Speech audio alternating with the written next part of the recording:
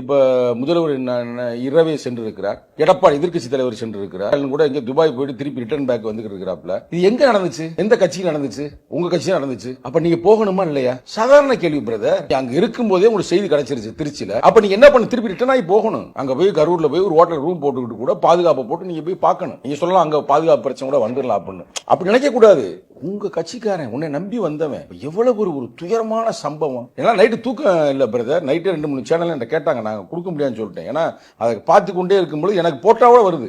இருந்து ஸ்பாட்ல இருந்து எங்க கட்சியை சார்ந்தவர்கள் போட்டாவோட அனுப்புறாங்க சில பேர். அண்ணன் இது மாதிரி எல்லாம் பார்க்கும் பொழுது ரொம்ப மன வருத்தமாக இருக்கிறது. இந்த நேரத்தில் இவங்க ஏதோ ஒரு நபர் கமிஷன் போட்டிருக்காங்க. அந்த ஒரு நபர் கமிஷன்ல அருணா ஜெகதீசன் அப்படின்ற அந்த பெண்மகளை போட்டிருக்காங்க. தூத்துக்குடி கலவரம் நடந்துச்சுல, அந்த அம்மா ரிப்போர்ட் கொடுத்தது ரைட்டா, நேர்மையா கொடுத்தான்னு வச்சுங்களேன்.